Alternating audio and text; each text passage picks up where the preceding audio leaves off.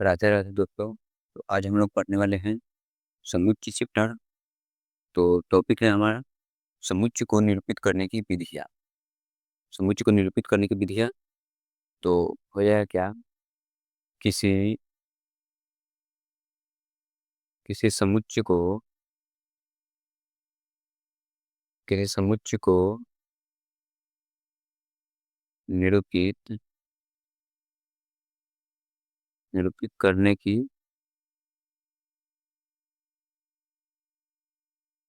दो विधियाँ हैं।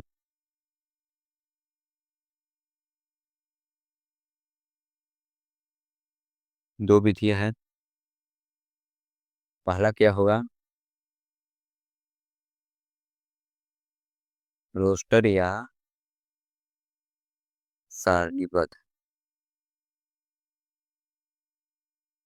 सारणीबद्ध रूप।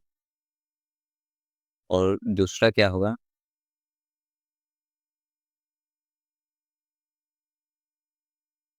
समुच्चय निर्माण रूप।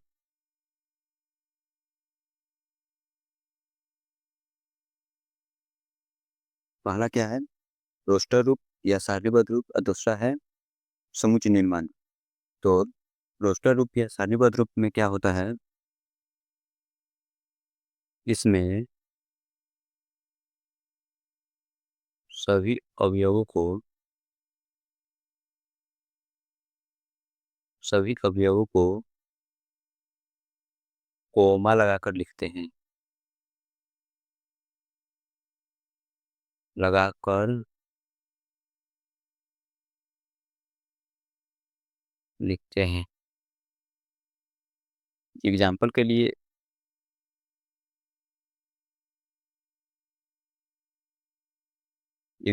लिए समझे तो ये एक समुच्चय है जिसमें 1, 2, 3, 4 और 5 अवयव है। यहाँ पर कोमा लगा लिखा जा रहा है, इसमें सभी अवयवों को कोमा लगाकर लिखा गया है। दूसरा है समुच्चय निर्माण रूप। इसमें सभी अवयवों द्वारा सभी अवयवों द्वारा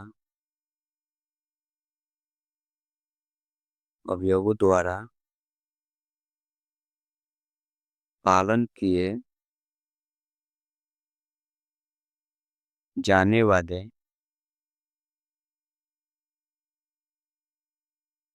गुण गुणधर्म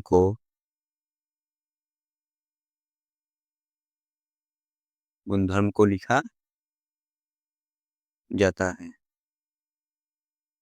इसका मुख्य निर्माण रूप का एग्जाम्पल में हो जाएगा कि ए एक समुच्चय है जिसमें x set x belongs to n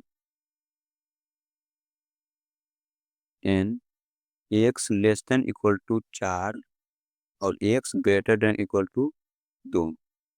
यह हो गया क्या चीज, समुच्चय निर्माण रूप। इसमें सभी अवयवों द्वारा पालन किए जाने वाले गुणधर्म को लिखा जाता है। तो इसमें कौन कौन से गुणधर्म का पालन होता है उससे लिखा जाता है।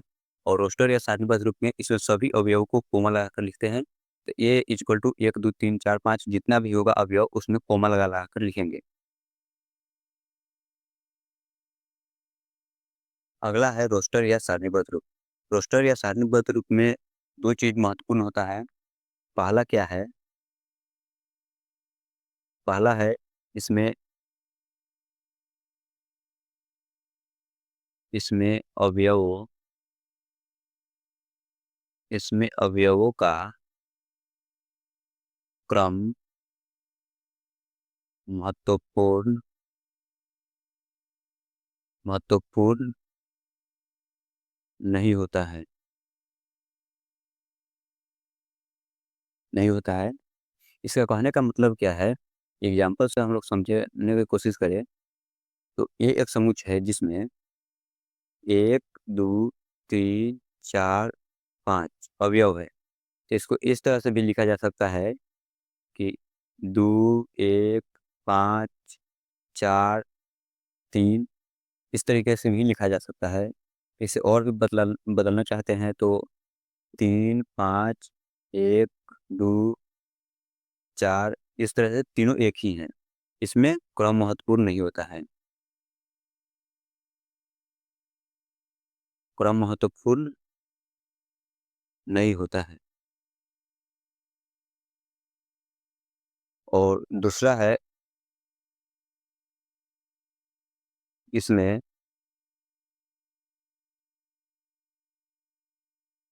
अवयव अवयवों की पुनरावृत्ति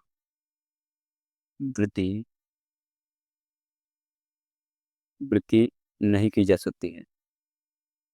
नहीं की जा सकती है।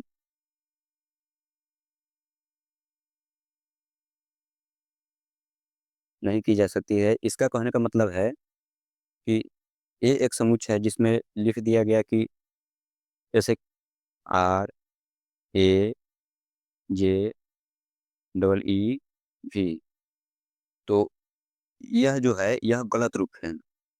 जैसे समुच्चय में दिया जाएगा तो यह गलत रूप है। इसका सही रूप क्या हो जाएगा? Are A J E V, यह सही रूप है। और यह गलत रूप है क्योंकि यहाँ पर पुनरावृत्ति हो गया, अवयव की पुनरावृत्ति हो गया, 2 बार आ गया है। तो यह गलत रूप है और यह सही रूप है। कहीं पर भी दिया जाएगा जिसमें एक ही लेटर 2 बार आ गया, एक ही अंक 2 बार आ गया, अवयव कोई भी हो 2 बार आ जाएगा, तो उसे एक ही बार जब रोस्टर रूप में लिखेंगे तो एक ही बार उसमें ऐड करेंगे। ठीक है? और रोस्टर रूप में 2 प्रकार के होते हैं, इसमें अवयवों का क्रम महत्वपूर्ण नहीं होता है और दूसरा इसमें अवयवों की पुनरावृत्ति नहीं की जा सकती है। दूसरा है समुच्चय निर्माण रूप। तो समुच्चय निर्माण रूप को हम लोग समझने की कोशिश करें तो यह क्या हो जाएगा? एग्जाम्पल के लिए ये एक दिया गया है समुच्चय जिसमें है एक्स डैश एक्स एक प्राकृत संख्या है जो संख्या 42 को विभाजित करती है। विभाजित करती है।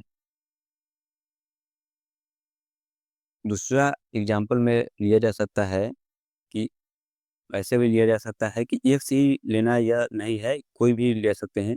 y सेटेड y एक अंग्रेजी अंग्रेजी वर्णमाला का स्वर है। तीसरा सी में हम यह भी लिख सकते हैं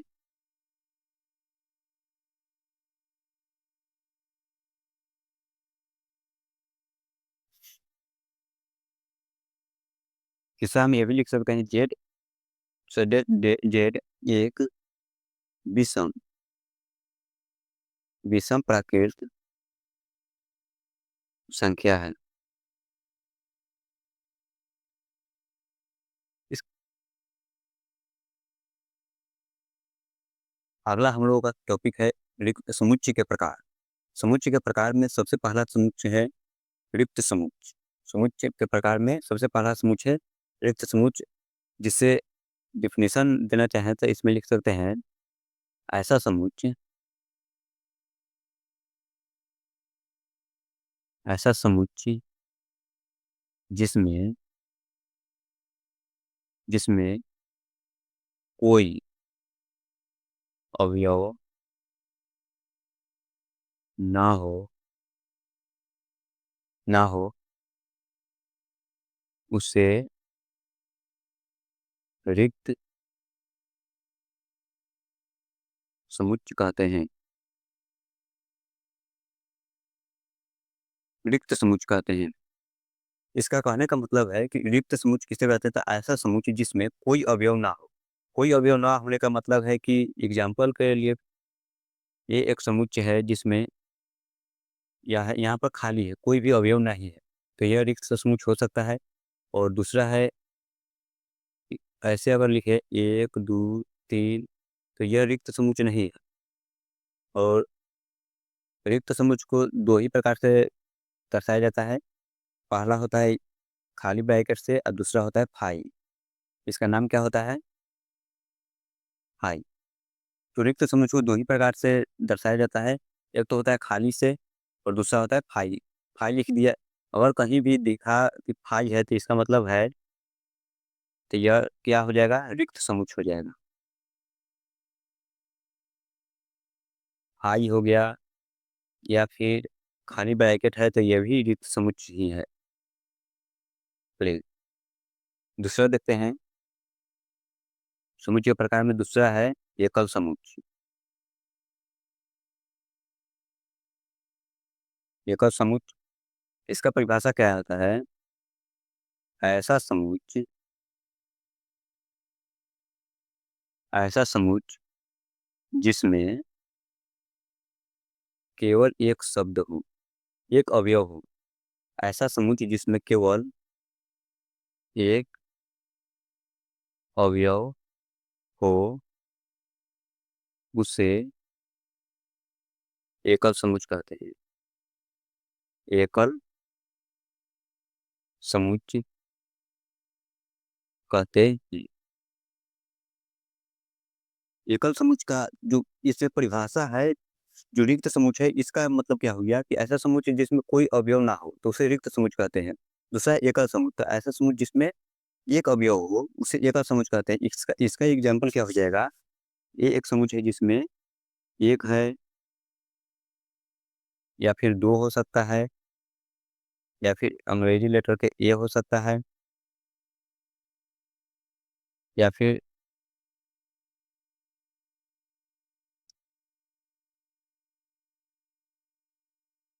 -1/2। यह सभी जितना भी लिखा गया है सभी क्या है? एकल समुच्चय है, क्योंकि इसमें अवयवों की संख्या एक है। सभी में इस अवयवों की संख्या एक है। तो इसका परिभाषा ही था ऐसा समुच्चय जिसमें केवल एक अवयव हो उसे एकल समुच्चय कहते हैं। इसका जो परिभाषा है वो नाम से ही पता चल रहा है। एकल समुच्चय माने एक अवयव हो उसे एकल समुच्चय कहते हैं। और रिक्त समुच्चय जिसमें कोई भी ना हो उसे रिक्त समुच्चय कहते हैं। कोई भी अवयव ना हो मतलब खाली हो उसे रिक्त समुच्चय कहते हैं।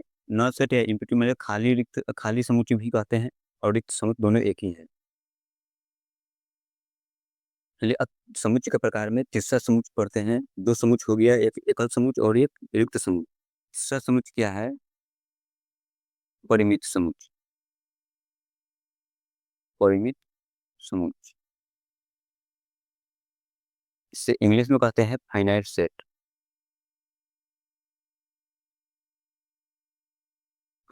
परिमित समुच्चय का मतलब क्या है? इसे कहते हैं, परिमित का मतलब होता है निश्चित। निश्चित होता है, परिमित का मतलब होता है निश्चित। तो इसका नाम से ही पता चला ऐसा समुच्चय जिसमें अवयवों की संख्या निश्चित होगा। निश्चित होगा तो उसे परिमित समुच्चय कहेंगे, अन्यथा वो परिमित समुच्चय नहीं होगा। तो इसका परिभाषा हो जाएगा ऐसा समुच्चय, ऐसा समुच्चय जिसमें जिसमें अवयवों की संख्या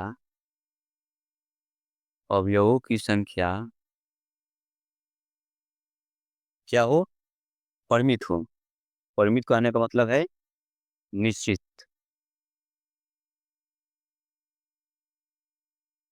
निश्चित हो, परिमित समुच्चय कहलाता है।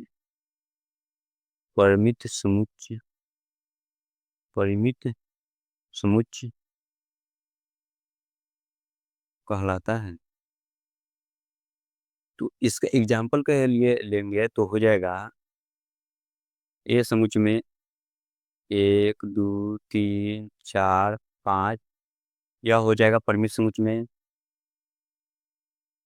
बाद जैसे आर ए एम यह भी परिमित समुच्चय में हो जाएगा।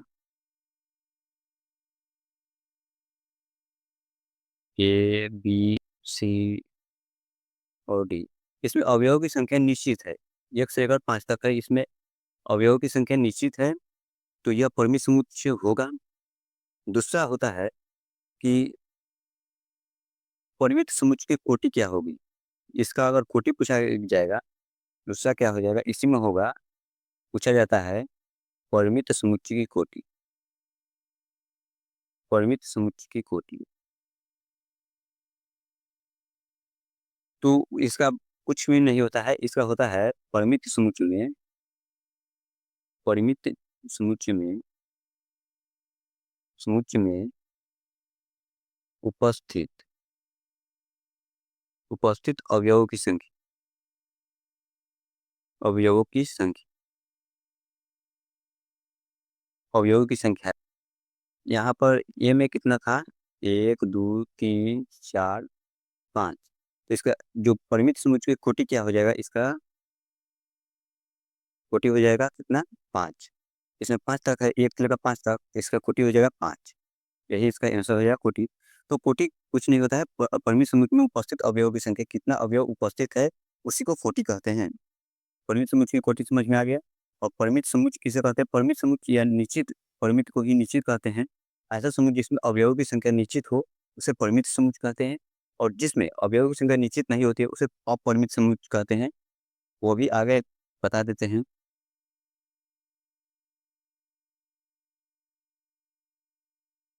समुच्चय के प्रकार में हम लोग 3 समुच्चय पढ़ लिए हैं। कौन कौन सा? एक पढ़े एकल समुच्चय, रिक्त समुच्चय, और तीसरा पढ़े हैं परिमित समुच्चय। अब आ गया किसका? अपरिमित समुच्चय। अपरिमित समुच्चय अपरिमित समुच्चय को इनफाइनाइट सेट कहते हैं। इसका परिभाषा क्या हो जाएगा? ऐसा समुच्चय जिसमें अवयवों की अवयवों की संख्या अनंत हो उसे उसे क्या चीज कहते हैं? अपरिमित समुच्चय। अपरिमित समुच्चय कहते हैं। इसका कहने का मतलब क्या हो गया कि ये एक समुच्चय है जिसमें x एक प्राकृत संख्या है।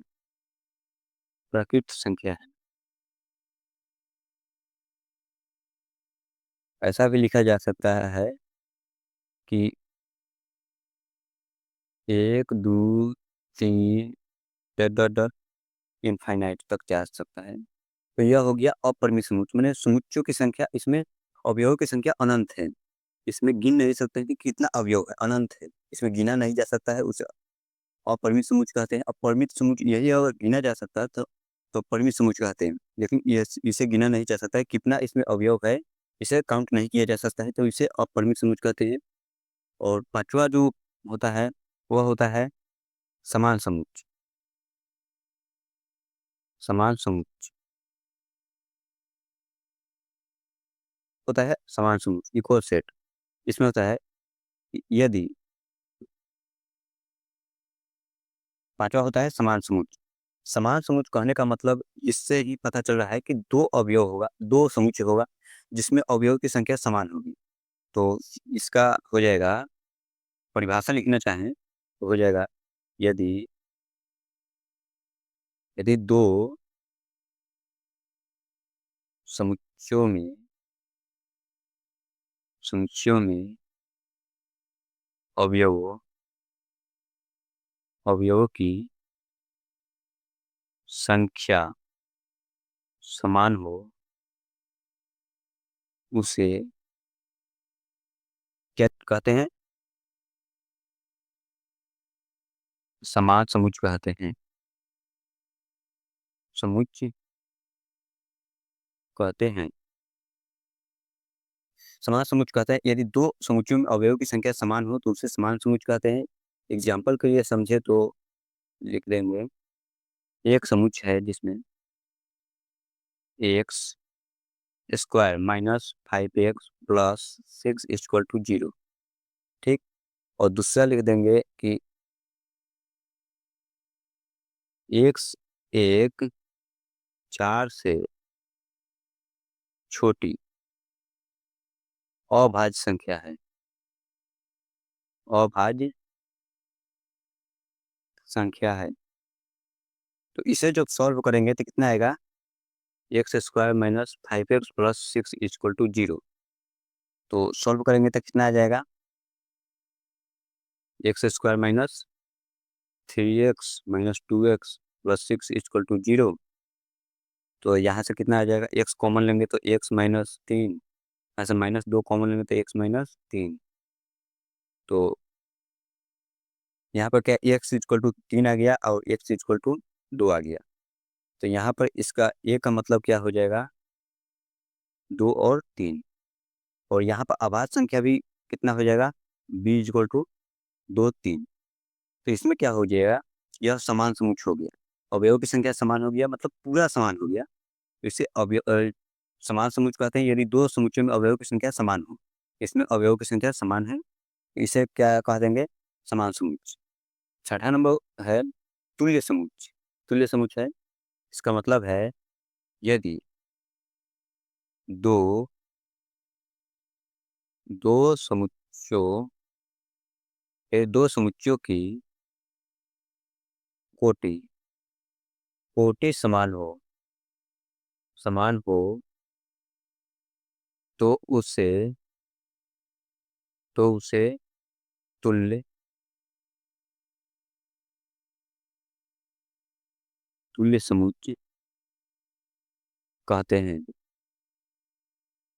एग्जाम्पल के लिए ए एक समुच्च है जिसमें अवयव कितना है? 1 2 3 4 5। और बी एक समुच्च है जिसमें अवयव है ए ई आई ओ यू। तो इसका कोटि क्या हो जाएगा? N A equal to 5। इसमें भी एन बी इक्वल टू कितना हो जाएगा? 5। तो यह हो गया कि क्या समुच्च? तुल्य समुच्च हो गया। एक बार समुच्चों के प्रकार को पूरा एक बार में रिवाइज करने की कोशिश करते हैं। तो समुच्चय के प्रकार कितने प्रकार का था? 6 प्रकार का। पहला था रिक्त समुच्च।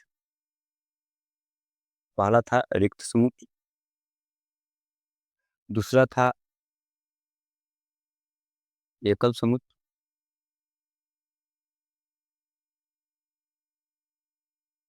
तीसरा था परिमित समुच्च।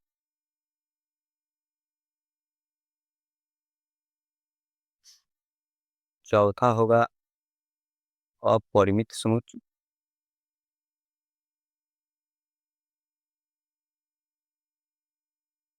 पांचवा हो जाएगा समान समुच्च।